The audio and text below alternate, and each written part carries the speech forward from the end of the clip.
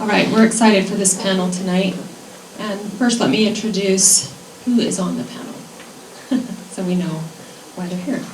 So let's start with Christine, Dr. Christine Zelikow. This is what she says. She says, I graduated from medical school in Utah and then trained in New York City, where they did the original studies on VBAC safety. I practiced in Seattle for 16 years and then moved to northern Utah in 2001 and loved practicing out of Davis, Ogden Regional, and McKay for 13 years. I'm now retired but plan to continue to advance the practice of safe, patient-centric medicine and improved informed consent. She has been a friend to Penny Simkin and Chris Miller and is currently volunteering on the subcommittee for safety in out-of-hospital births. So, Dr. Zelikow.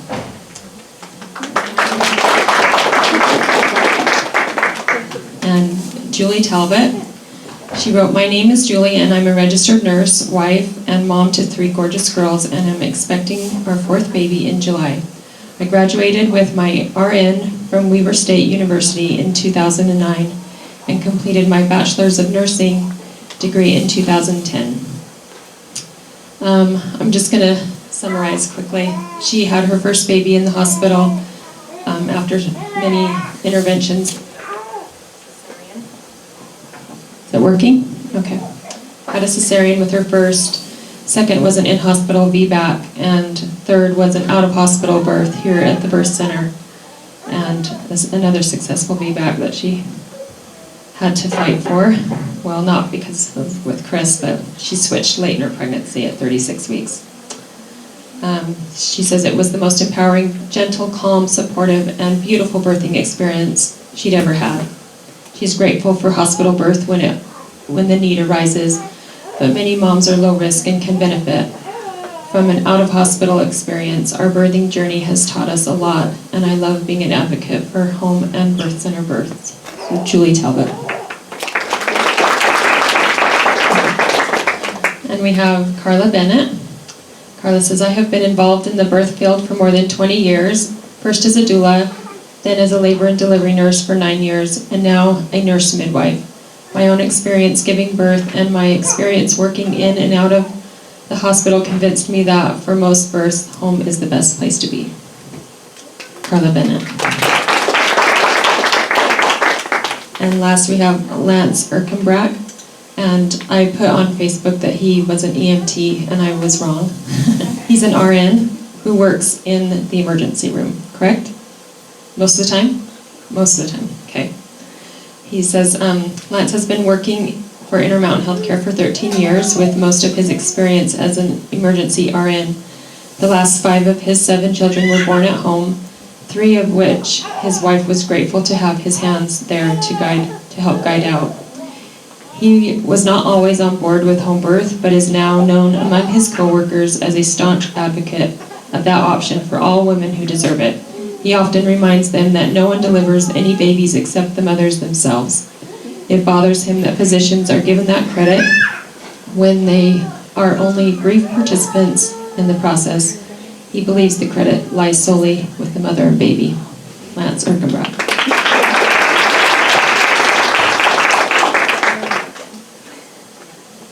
Okay, so let's start with some questions. My first question is for Dr. Zelikow. What information does a couple need to make an informed decision about their birthplace? Well, I think the number one issue is that you have to decide where you're most comfortable delivering, and then if you trust the midwife or the person that you're going to be going to, then you learn whether you have any risk factors during the pregnancy to decide where you're going to go. But I think the number one issue is that everyone, like I say in the very beginning, you have to be low risk to be able to do this, although, you know, we do define VBACs as high risk, and I know that there's lots of people who do home births with VBACs, and so the whole idea, but you want to be in the best possible medical shape, you want to be on folic acid, and don't be shy about meeting a number of different providers and situations and checking out whatever you would consider participating in and then making the decision. You noticed through the process that a lot of these people made decisions as they went through. They just may have gone to see a doctor and then realized that they weren't really comfortable with that doctor. And in fact, that happened with my daughter. She actually saw Robin Lamar down in San Francisco, and I asked Robin, I said, well, what's the chance that you're going to actually deliver her? And she said 1 in 10, because that's how often she's on call. And so the number one issue you have to know about is that when you're dealing with the medical profession, you have to know who's going to deliver you, what the philosophies of the hospitals are. Essentially by going to the hospital, you are opening yourself up to a huge variation in terms of philosophy. You may get a great labor and delivery nurse, or you may not. And that's really why I ultimately ended up recommending to my daughter that she come back here and she deliver with Chris Miller, because I wanted to know who was going to be the person taking care of her. Don't hide, Chris. I delivered as a resident. I delivered in the hospital with a midwife, and I was the first doctor to deliver with a midwife in the hospital. And my daughter delivered at Chris's home birth center. And so I think that, the number, just to simplify, is that you have to understand that when you're in the hospital, the importance of having advocacy becomes huge, because you're going to encounter 20, 30, depending on how long your labor is. You're going to encounter a lot of different people. They're all going to have different philosophies. They're all going to manage you differently. There's going to be changes of shift, and so that's why it's important to have a doula there, which I'm very much in favor of if you're going to be in the hospital. And you have to be super informed. You have to be willing to really advocate for yourself. And so, that's why, in a way, when you choose a home birth, or if you go to a midwife, there are a few midwives who deliver in the hospital in the area, you're going to have much more consistency of care if you have one person taking care of you as opposed to a huge group. And so that's what you have to make a decision up front as to what kind of complexity and how informed you want to be. But then if you're a low-risk person, why not have a home birth? If that's what you want. If you don't want an epidural, you don't want any pain relief, you want to really empower yourself to go through labor without that, then you're making the right decision. So. Carla, I want to ask you the next question. I want you to tell us a little bit about your schooling and your training and what made you decide to work in home birth. I did my bachelor's degree as an RN at University of Utah, typical RN. But I went into the nursing knowing that eventually I really wanted to be a midwife. I worked in L&D for 9 years and then decided I was able to go back to school. I went to the University of Cincinnati and had a good experience there, was able to choose my clinical sites and picked several with an OB, with a private practice nurse midwife. And then for my last rotation, I went to Oregon and worked at an out-of-hospital birth center, which totally changed my direction. I totally expected to work in hospital, giving women in the hospitals the best opportunities and the best births they could. But as I went to this birth center, I found that I really liked that. Women came in wearing their own clothes. They didn't have to have IVs if they didn't need them. They just had really great experience. Well, this birth center also did home births, so I got exposed to that, which was kind of outside my experience as a hospital RN. And then during that same rotation, I had the opportunity to work with a group of CNMs who delivered in the hospital, close by where I was, but both of them had had their babies at home, which again changed the way I was thinking. And so Just have to keep it consistently, you're moving it. Oh, okay. all right, we'll try this one. So I came home from that, and since then I've worked in birth sitters and done home births, and although I like both, I am almost 100%, well, I do 100% home births. Not only do you not have to go anywhere, your baby's born into your own germ population, if you will, and when your baby's born, you go back to bed and we go home. So there's a lot of advantage to home birth. Now I get the bad one. Let's see if it works for me. Thank you. Okay, Julie, so having had hospital births and out-of-hospital births, what influenced you? What made you change your place of birth? Well, like we said, it was the very last-minute decision, and ultimately what shocked me was when I was pregnant with our third, I had had a successful VBAC, and I thought, oh, they're just going to treat me like a normal laboring mother. And I found out that that wasn't the case, and so I had called up to the unit and said, hey, I'm a VBAC mom, what are my choices, what do I have to have, what do I don't have to have? And ultimately it just kind of boiled down to where I was comfortable, and I didn't feel comfortable with the rules and the protocols, and I couldn't give birth in a tub, I could labor in a tub as long as I signed a consent, I had to have an IV, and all of a sudden it became this peaceful experience to something that was all anxiety and fear-inducing. And so we took the leap of faith and came to where we felt most comfortable. Lance, what are the benefits of giving birth at home for you as a father? Probably, I know that my wife really wanted to have home birth at home, and I think it's just been a great experience for my wife and my children and myself. It's just being able to create a greater bond. I mean, now my children, my oldest is 13, and we drive past the house that we used to live in, and hey guys, that's where you were born, and they can relate to a lot of experiences that they had there, and it's just something special for them to be able to talk about and us to talk about with them. You like the guy in the movie that liked sleeping in his own bed instead of the hospital chair? I probably wasn't a great, I think that there's much fathers out there that probably did a much better job than I did, so. Yeah. No. I think there's lots of benefits for the father, not the crazy drive, not trying to take care of kids at home and a wife in the hospital, and being torn between two places. Thank you. Okay.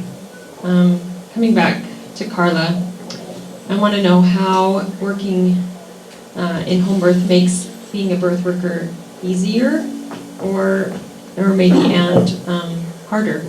What are the perks? What are not the perks? It's both. As an L&D nurse, I watched the midwives that worked in the hospitals and saw their schedules. They spent several days, if not 5 days, in the clinic, and then they were on call for usually 12 to 24-hour shifts in the hospital 1 or 2 days a week. And that just seemed a little overwhelming. As a nurse, I worked 3 days a week.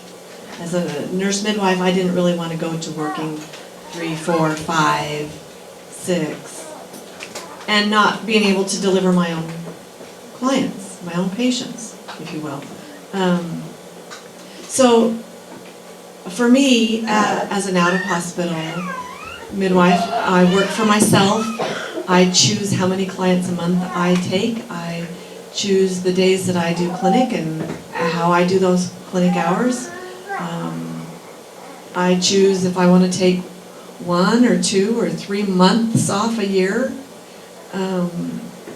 as downtime. I really have a life.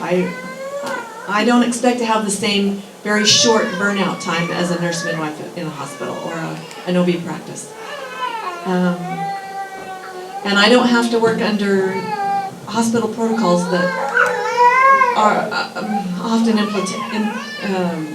put into practice these interventions that aren't needed. They're for the hospital's protection, not my client's protection. Anyway, so those are the things that are easier for me. Harder, I would say, small things. I travel a lot. I drive a lot because I go around to my clients. Sometimes I like it and sometimes I don't. And I have to run my own business. And that's been kind of a steep learning curve for me. Paperwork, taxes, blah, blah, blah, you know. But for the most part, I really enjoy working out of hospital. I haven't really run up against any blatant negativity. I've run into a couple of doctors and nurses that I worked with in the hospitals, and they've been mostly supportive. I had a doctor say, cool, if you want help, you call me. So I think for the most part, it's been a good experience, and I love it. Thank you. Okay, Julie? So I want you to kind of compare your different birth experiences and what you liked at the different places and what you didn't like at the different birth places. So my first was a C-section, and that was as bad as good as C-sections can go. Long physical recovery, long emotional recovery. My VBAC in the hospital was really good. It was nice to have, you know, people there in case something, you know, bad happened.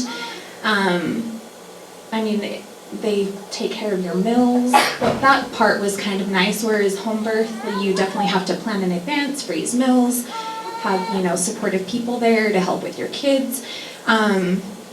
But kind of some of the things that we thought were perks, like, oh, I'll get to be away from my kids, it will be an easier transition home, but then they're bugging you every 4 hours for your vital signs, and, you know.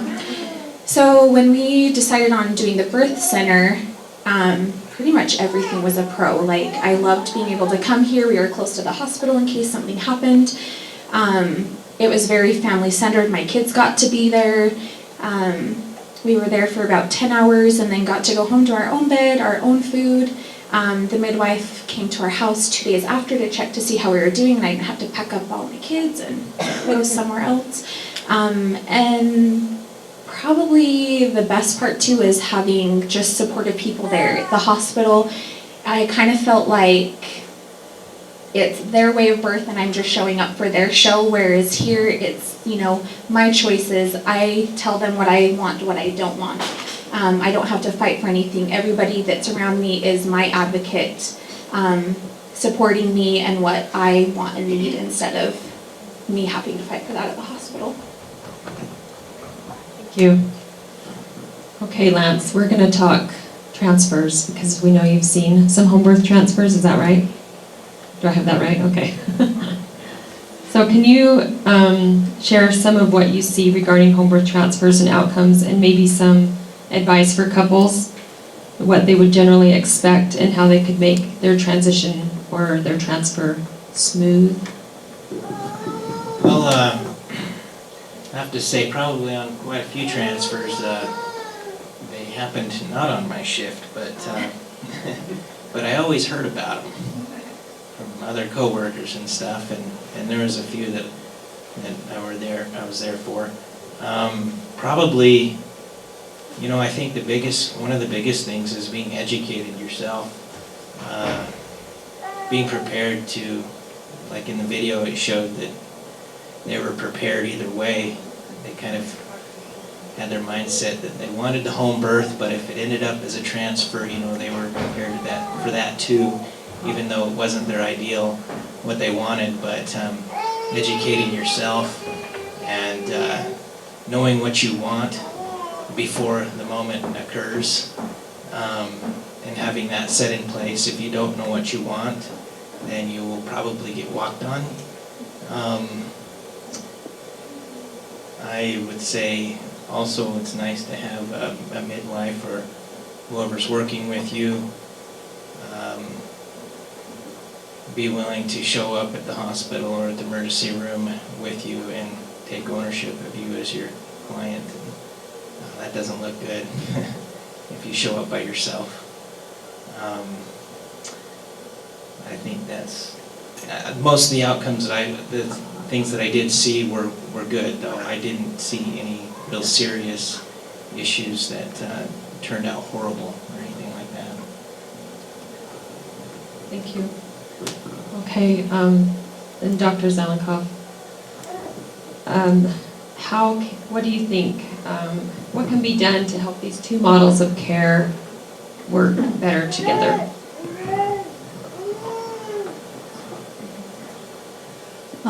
That's what we're working with, the out-of-hospital transfer system, and basically I think we're really moving towards that sense that the midwife, when she goes into the hospital with you, she will be treated as part of your care system. And then, so I think that it's very important to keep your midwife with you through the whole process. And ideally, in the future, we just have to begin breaking down some of the barriers that doctors have and advocating for women so that when you come in and if you end up with a C-section, hopefully your midwife could be in the room along with your husband. You know, that would be super helpful in terms of your comfort level and you're feeling like, you know, you're being respected as an individual and the midwife that you chose is being respected as an individual. So, you know, I think it's important to just realize that in medicine it's 100% communication. When they look at complications that happen, it's, you know, 70% of it is related just directly to people not talking. And I think that's the number one advantage that you have when you choose a home birth is that the person you're talking to is the person who's going to be doing the delivery, you know, 95% of the time. And you've learned to talk the same language and you learn to be able to express your communications and be respected, your preferences, your goals, and you're respected. And I think that's the big problem is when you're in the hospital, you're in a system, not in a process of birth. And so I did bring a handout that I gave to Chris that was from Consumer Reports. The most recent one gives a list of things that you can do to investigate your doctor if you choose to go to a hospital. Unfortunately, there is not a lot of transparency when it comes to what your doctor's C-section rate is and all those things. And so you really need to, hopefully with some advocacy and with some pressure, we will be able to give that kind of information to people. But don't be shy about going in there and asking your doctor what their C-section rate is. They may not tell you the truth, but at least you went in there trying. And so, but our goal at the committee is to really make, you know, home births safer and to improve communication and, you know, reduce the fear factor. So your midwife doesn't have to feel that she's going to be ridiculed or belittled because she's bringing you to the hospital. We want a system that's the same as it is in Canada, where people can be moved seamlessly from home to hospital. And, you know, that would be the ideal. And so people can ultimately just choose, knowing that at this time, without the best possible communication systems in place, you may run a risk of having a 1 in 1,000 chance of having your baby die more than if it's in the hospital. But on the other hand, if you go to the hospital, you have a 1 in 4 chance of a C-section. And so, you know, until hospitals begin taking responsibility for the fact that they've created an environment that's not physiologic, that's not patient-centric, that isn't about you, then, you know, they need to change their model to accommodate, you know, the modern woman's desire to be, like Lance said, be the one who's birthing the baby, not the doctor who gets and the nurses who say, hey, we did a great job. No, it's the mother who did a great job. But, you know, don't be afraid of talking and investigating and researching and finding out as much as you can so that your comfort level is as high as it can be for where you're going to be. So if you wanted that handout, I think we can make copies, or you can just get the new consumer report that talks about how to investigate doctors and know more about their background. So, but there isn't a lot of information on obstetrics yet, unfortunately. So. Thank you. Okay, so this last question is, okay, it's your fault finally. It's open to all of you if you want to comment. How can we spread more awareness about this birthing option? Or basically, how can we normalize home birth? You know, it's, I don't know, when you tell somebody you've had your babies at home, most of the time it's a shocker for people. So how can we normalize that and make it more accepted, I guess? I think we have to talk about it. I mean, tell your stories. When you have a home birth, tell your story. Be fearless about being who you are. You know, your prenatals were a half an hour to 45 minutes. She taught you about nutrition and the healthy things that you could do to make your pregnancy better. She was there for you. All those kinds of things, and then how beautiful and wonderful your birth is. It's kind of sad that women like to tell each other their horror stories instead of how beautiful and joyful it is. And so I think that's what we need to do. And films like this need to be where they can be accessed. Show women, you know, on our media, social media, what normal, healthy, happy birth is at home or out of hospital. That's good. Anybody else?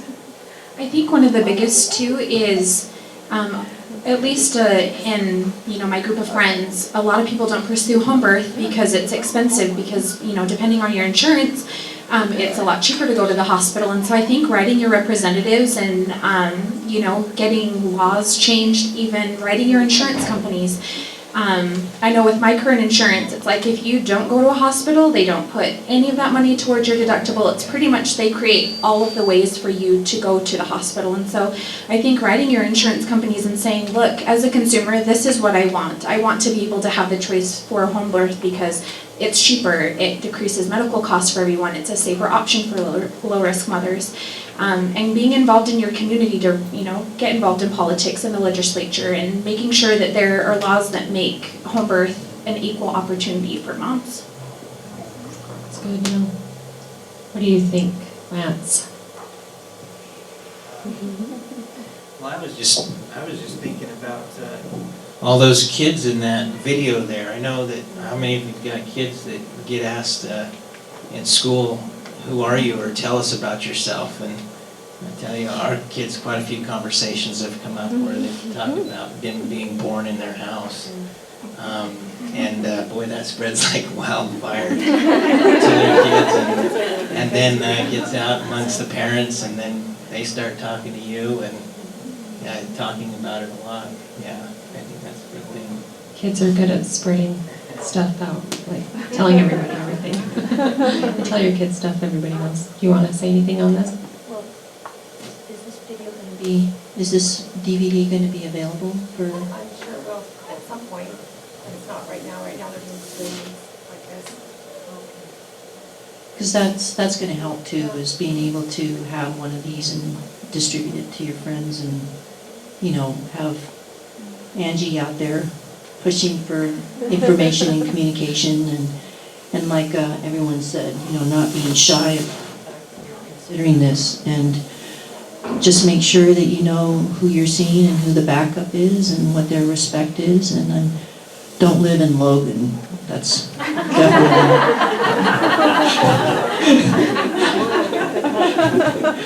Logan apparently doesn't even allow midwives to do deliveries in the hospital, so... Yeah, so, I mean, we really do have to push the envelope. If this is something you want and you have good experiences, don't be afraid to talk about it. And if you have a bad experience, give me a call, because, we can talk about how to improve the whole process all of the time. You know, I mean, that's the key, is to develop systems that people can be as close to 100% relying that the quality of care you're getting is the best you can get. So I know the midwives up here are great. Thank you. I think those are all great points, and even as I was preparing for this and publicizing it on Facebook and making flyers and handing them out and stuff, posters, and I did a lot of it through the Powerful Birth on Facebook, but I was too afraid to put it on my own personal page. And and finally my husband kind of helped me. He's like, "What are you afraid of?" Well, my OB cousin, who's and so here we are videoing this now. I just, all these people went through my head that I know don't support me in my choice. So I did put it out there, and then I realized that every time anything got liked, and it just kept spreading, and I was like, oh man, all these people are gonna hate me. But it's good, we need to just make it so that's a normal thing that people do. I want to ask if any of you have any questions or things that we forgot to cover, and I can walk out and hand you the microphone. I have a comment, Okay, and I let don't me- need a microphone. Okay. I lived in Logan for a long time. I'm an acupuncturist. My name's Julie, and I practice here. I was at a symposium at the university, and it was anthropology. It was how we evolved. And one of the keynote speakers was from Yale or Harvard or something. He was a medical doctor, and he said that we as women, and it was at the university, so it wasn't a women's group at all, but he said, we as women have the power to change medicine. And he talked about birth. He used the way that we birth as an example. So my great-grandmother had 13 children at home, and they broke her pelvis every time. When my mother had children, they gave her twilight sleep and kept her in bed for a week. And now my two daughters had their babies at home with Chris. So stand up, use your voice, don't let it go, because of the things that my grandmother and my mother and I went through, it's given my daughters more of an option. So stand up and be heard, because we have made a change. We have proven that we can make a change. And I like that you point out it's through your family, through your generations, and Lance said that too. Our kids see this, and they see that that's normal, and that's awesome. And as we talk about it and share our stories, kids hear us, and they're influenced by what we say. Does anybody else have any comments or questions? Nothing? Okay. Then that's all. So yeah. One more thing, I have a quick little thank you for you guys that helped out today. So I just have a plant. I thought it's kind of symbolic that you're sharing your thoughts and we're all blooming, growing our knowledge. So, thanks, guys.